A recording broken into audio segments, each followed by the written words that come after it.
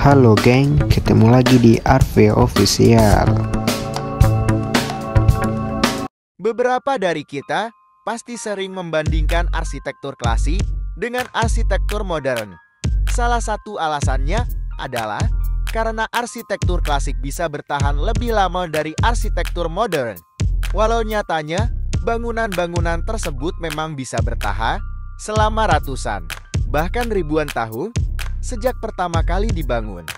Ada banyak bangunan dunia kuno yang masih terlihat hari ini. Bahkan, beberapa di antaranya masih terus digunakan hingga saat ini. Berikut kami merangkum 5 bangunan kuno yang masih digunakan sampai hari ini. 1. Amphitheatre Arles. Salah satunya adalah Amphitheatre di Arles, Prancis, sebuah bangunan besar yang dibangun di Tanah Galia. Didirikan pada 90 Masehi, diperkirakan kalau Amphitheatre Arles dapat menampung sampai 20.000 orang selama lebih dari 400 tahun. Amphitheatre ini digunakan untuk pertunjukan teater atau pertarungan gladiator. Setelah Kekaisaran Romawi Barat runtuh, Amphitheatre ini tidak lagi digunakan setidaknya untuk tujuan aslinya. Amphitheatre Arles pernah menjadi pusat dari 200 rumah, gereja, dan alun-alun kota yang didirikan di tengahnya. Baru pada tahun 1826,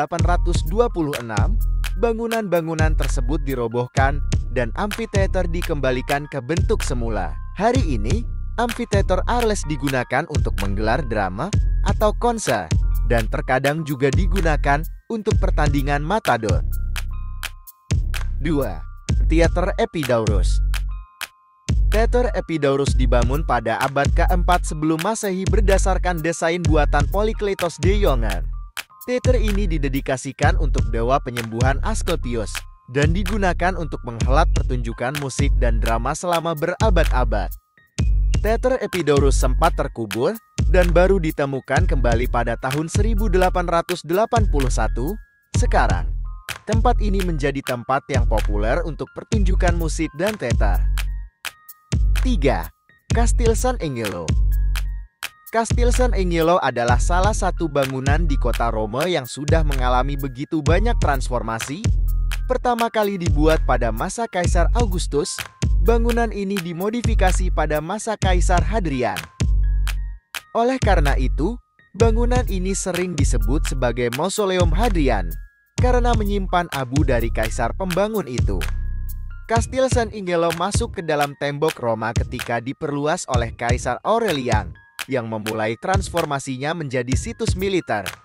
Ketika para paus menggunakannya sebagai benteng, mereka menyimpan barang-barang berharga mereka di dalam ruangan yang ada di tengah bangunan itu.